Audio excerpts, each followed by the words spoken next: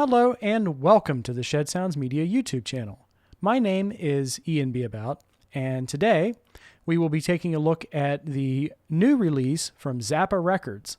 This is Frank Zappa and the Mothers of Invention, live at Whisky, 1968. The concert itself was marketed and promoted as a live in-person recording session before an audience. So what Frank did is he booked a night at the Whisky, and he invited his friends and I suppose label mates, the GTOs, Girls Together Outrageously, Alice Cooper, and Larry Wildman Fisher.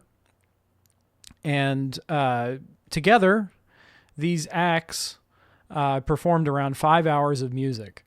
All of which I believe was recorded. And there was a release of the Alice Cooper show from this evening in 1992.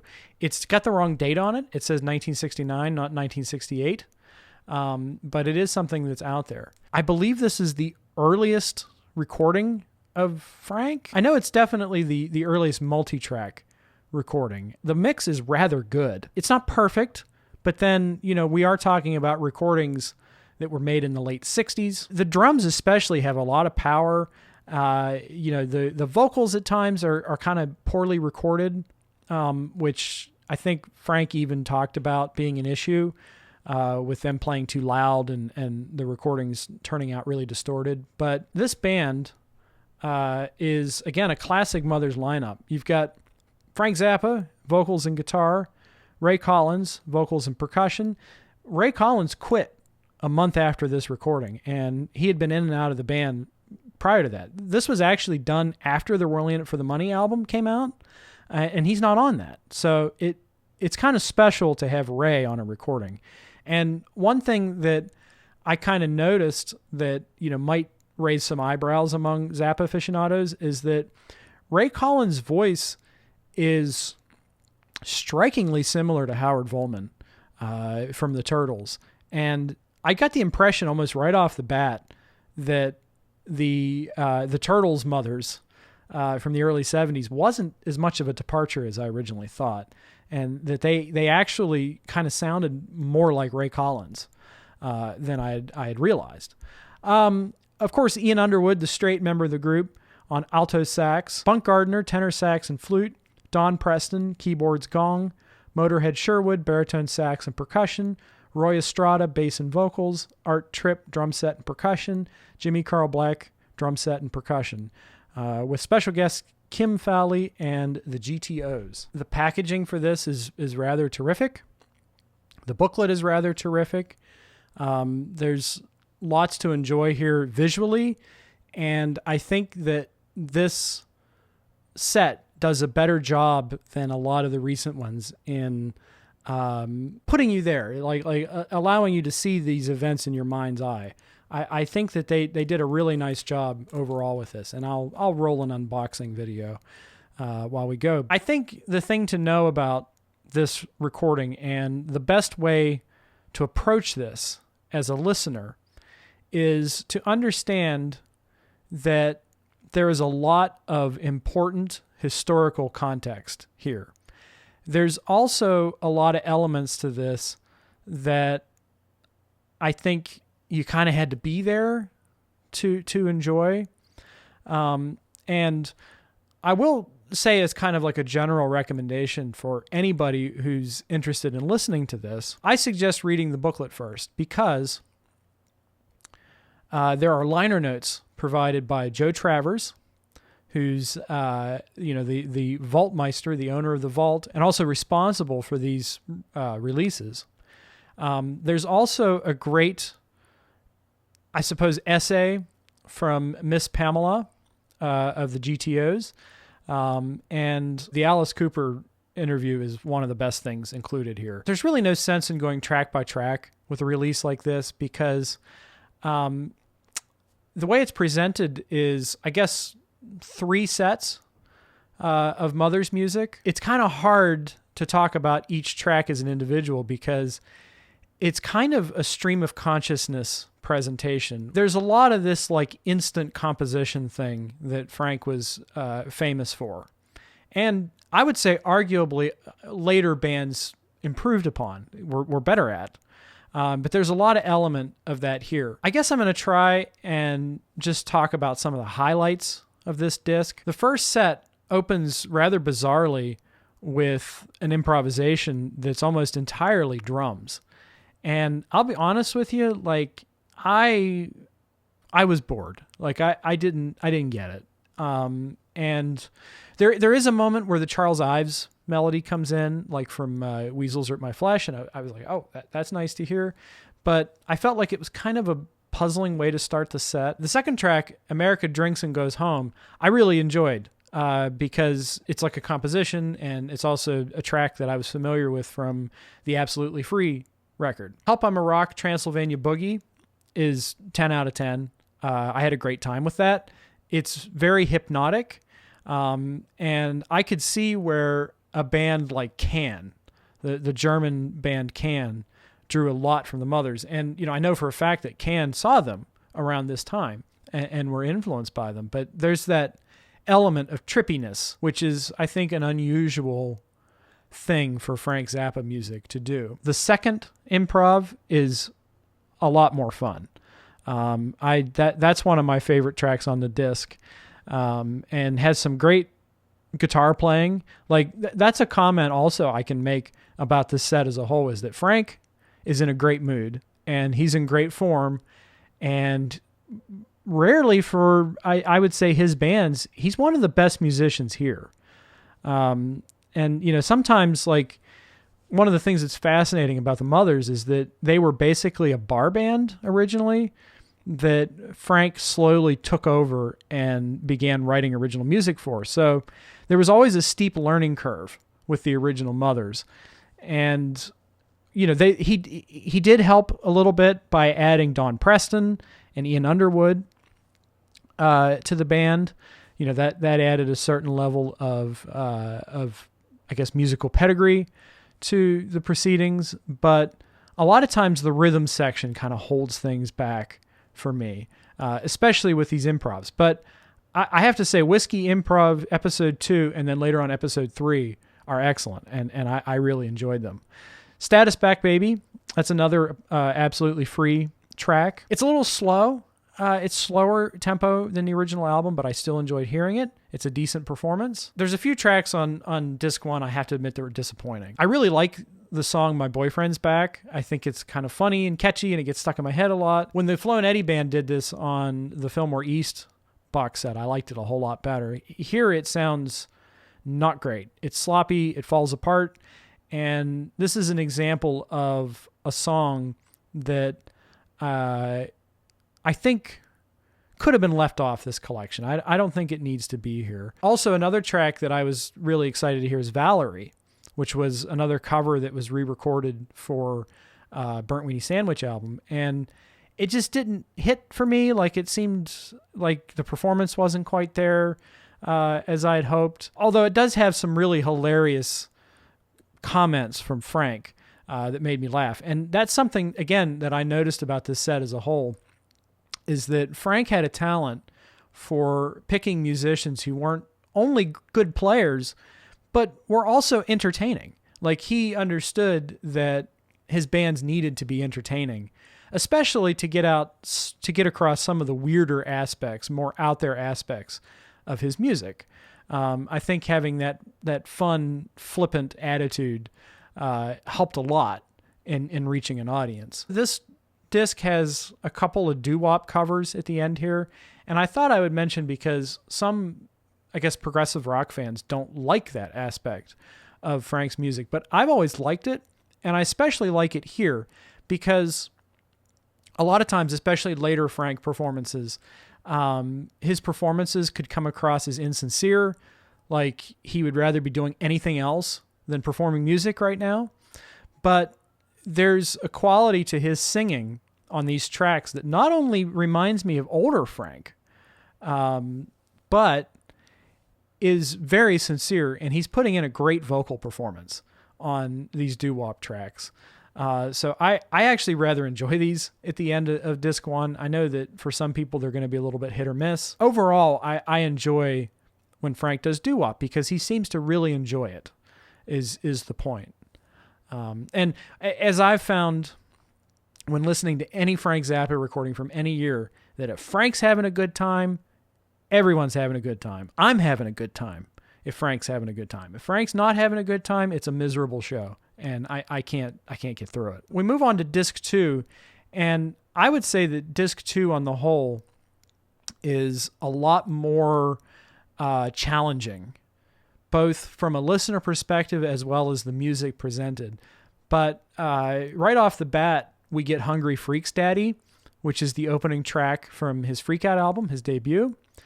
And I loved hearing this. This is not a perfect version, but it's a very spirited version. And what an excellent track to start off disc 2. And then you get 2 versions of King Kong, the insane epic King Kong that later appeared on the Uncle Meat album and was a fixture of many Frank Zappa sets over the years. Part 1 is very strong and has some great soloing from All Above. Part 2 has the appearance of the GTOs, aka the Girls Together Outrageously. And again, this is an example of part of the show that I think is lost on just having a recording of it, because you can hear the music going and you can hear kind of screaming off mic, but without having knowledge of what's actually taking place on stage, it's a little empty feeling, and it's not a musical highlight. It's another one of those moments that if you watch the footage that's on YouTube, it has a lot more value as musically speaking, but for replay value, I see me skipping this, unfortunately. We also have an Edgar Varese piece on here, Octandre, that was done many times over the years by the Mothers of Invention. I don't know enough about Edgar Varese to tell you if this is a good version or not. But this does lead into Whisky Improvisation Episode 3, which is, near horror. I think that there are elements of this improvisation that are terrifying, and I found it very compelling, in almost like a 70s Henry Cow sort of way. That's a disc highlight for me. It's a collection highlight, period. What a great improv. And then Meow, that's a previously released track, and I didn't think that much of it. Next we have God Bless America, which is not a track that I'm like super excited to hear or super happy that it's included, except for the fact that it was a part of the Uncle Meat album, which came out in 1969. And it's interesting to hear it in its original context, because there's a feeling on the original Uncle Meat album that's a little bit random. It just kind of shows up out of the blue. But I like hearing it here with this new mix. And so it's cool to hear that in its proper place. Plastic People, that track is one that I prefer almost always in its original format. The original deconstructed version. It's the opening track on Absolutely Free. And the way it's presented here, it's basically just Louie Louie, with kind of ironic, sardonic lyrics. And it works. It works in the context of the show because you've basically had about 25, 30 minutes of near free improvisation or close to near free improvisation. And suddenly you have like this, basically 3-chord rock song, Louie Louie. So it works in the context of the performance, but as a version of that song, I don't care for it that much. Other than, when you're listening to it, you're like, oh, we're back to something recognizable that rocks. I like that contrast, but I kind of have mixed feelings about it as a performance of that song. Actually, disc 2 closes with some of the strongest material on this set. In fact, I would say that with the end of disc 2, we are entering my favorite part of the set, and that's the Duke, take 1 and take 2. The Duke is an early version of The Little House I Used to Live In, the epic composition that was originally considered for the Uncle Meat album, but eventually released as side B of Burnt Weenie Sandwich. And I love that track. I love it in all of its iterations. I love it when the Flo and Eddie Band did it at the Fillmore. So this is a great piece to hear, and it's an early version. And Frank even makes an announcement that, that they've been working really hard on it. And since it's a recording session, they may take several takes of it. And this track they do. They go back and do a second take. And bizarrely, the first half is like really well written, and then the second half is like a drum and bass improv with Frank and presumably Artie Tripp. And I will say that the second take is much stronger, but I'm not crazy about this back half guitar and drums improv. I do think it does appear in some form on the Burnt Weenie Sandwich album, but it's much shorter, and it's just somehow more interesting in the album context. Here it sounds like they're working it out. And again, fascinating from a historical perspective, especially if you love the Mothers of Invention. But as for replay value, I'm probably going to skip take 1 the next time I play this and just play take 2. I would say that this final track on disc 2 is like far and away the treat on disc 2, and that's Khaki Sack. And this is an early Mothers composition that I don't believe saw the light of day until last year on the Funky Nothingness CD, which is, again, one of my favorite posthumous releases. And I enjoyed it there in its unfinished version, because I think that recording just kind of dies off. But here it feels completed. They reach a logical conclusion, if you can call anything in Frank's music logical. And it's very compelling. Like, this is a tap your feet and nod your head, like, heck yeah, this is a great jam kind of piece. And I would say that there's a part of me that liked this the most. This is like my favorite thing on disc 2. I would argue that disc 3 is the strongest disc of all. And we opened disc 3 with The Whip, which is another one of those performance art things. I won't ruin it, but it does involve Frank pretending to hit somebody with a whip. And there's video footage of it on YouTube. So go check out the 15 minutes that the Zappa YouTube uploaded of this, because it is, well, it's something. It'll give some context as to what's happening here.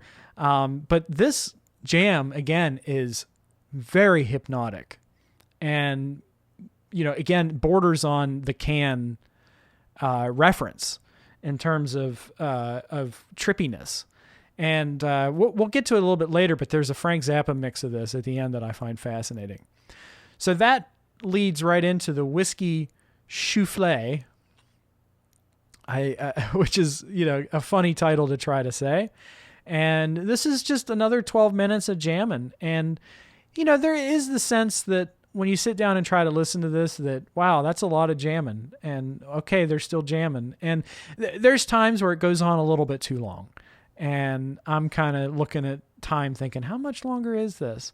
And I'm getting bored. And then something will happen, and I'm drawn right back into it again, and I'm enjoying it again. Again, there is this element that sometimes I think a little bit of editing could have been implemented. Like there are places here where I think that if I had produced it, I may have snipped some stuff to make it more palatable on repeated listenings. But at the same time, I'm also understanding of, the release it all and let the fans sort it out mentality, to these collections, because I do like having the choice of, well, it's there. If I don't like it, I'll skip it. Like I'm not the type to say that if I don't like it, nobody should have it. So all I'm saying is that if I had been involved in producing this, there might be some things I snipped. That's all. So after this, we move on to, I think, my most anticipated number on the whole collection, and that's Brown Shoes Don't Make It. This is a bizarre ballet tour de force from the second side of the Absolutely Free album that I've always adored. I've adored every version of this song released up until this point. I believe there's one from like the 73 band with George Duke singing that's really nice. And of course, there's the version that's on Tinseltown Rebellion, which may have been the first one I heard. But I really enjoy hearing what Frank announces is the first live recording of Brown Shoes Don't Make It. It's a little bit rough. It's a little bit loose, and perhaps even tentative, but I admire the audacity to try to perform something like this in front of an audience and record it too. That takes some guts, and it's a gutsy song too thematically.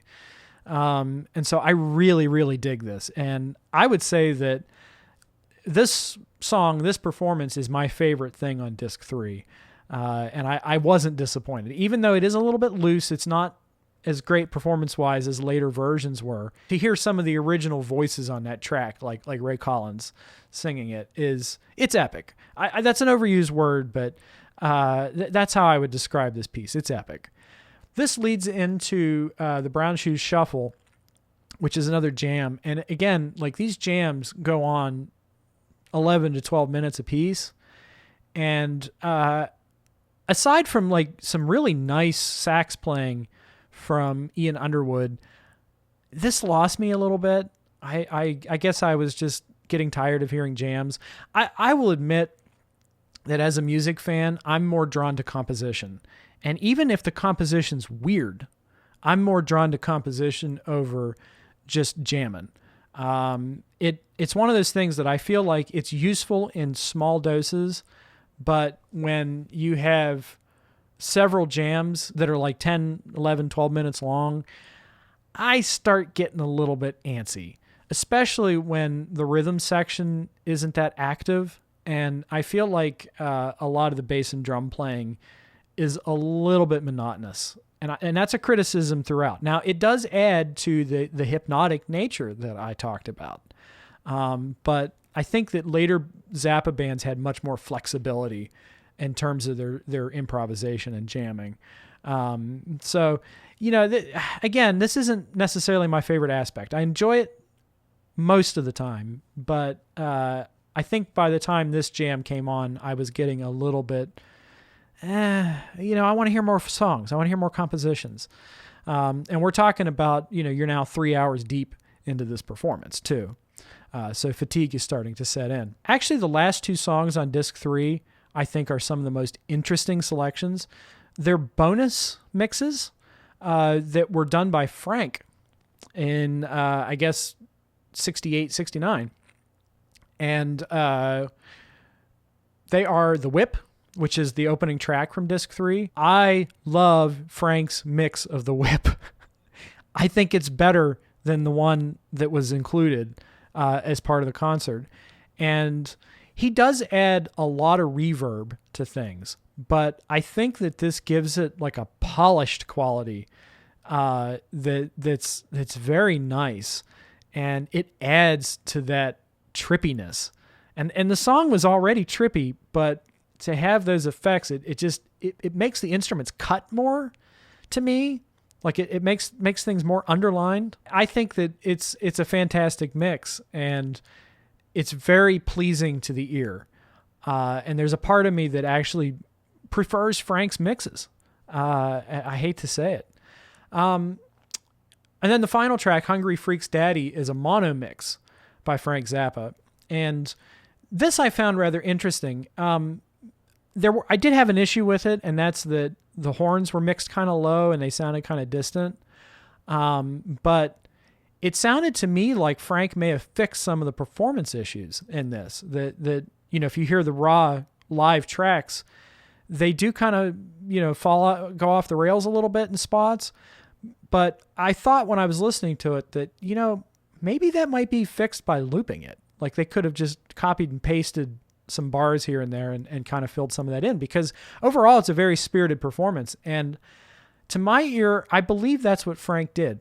Now, he may have given the drums a little bit too much prominence in the mix, which is something that I kind of caught as like, ooh, I almost hear more drums than anything else. But again, like I really enjoyed these bonus vintage mixes, and it made me wish that there was a little bit more of that. And I'm guessing there isn't. I'm guessing that, if he didn't mix it, it doesn't exist, or that they can't. I wouldn't think that they would just prevent a Frank Zappa mix from being released, especially when this disc is only an hour long. They could have fit more on there if they wanted to. Overall thoughts, this is a set that oozes originality and charm. And for that, I recommend it. I almost always prefer Frank's studio albums and live albums and things that he created himself as a listening experience. But it is cool to have the warts and all approach to his music too, because you can kind of pick apart and learn how he did things. And for me as a producer, that's very valuable. I had a great time with this. I did. Again, there were some times where, I was kind of like, is this going to end soon? Because the music was so ugly, but then that contrasted with moments of incredible beauty. And those moments of beauty were both in, the songs and the improvisations. So just to kind of recap, here's what I think are the best pieces. Whisky Improvs 2 and 3, America Drinks, Help I'm a Rock, Transylvania Boogie, and Status Pack Baby, Hungry Freaks Daddy, King Kong Part 1, The Duke Take 2, and Khaki Sack, and finally The Whip, Whiskey Soufflé, Brown Shoes Don't Make It, and the Frank Zappa bonus mixes. So if I were to make a highlights compilation, I think I would choose those pieces. And so if you're curious and you want to stream before you buy, maybe go listen to those. And if you like them, maybe also watch the footage that's online. And I think that there's a good chance you'll find something to appreciate here. So anyway, that's my review. Thank you for taking the time to check this out. If you enjoyed this, please subscribe to the channel, because I am planning to do more reviews. I have the Yes Fragile Super Deluxe Edition coming today that I will be reviewing hopefully soon.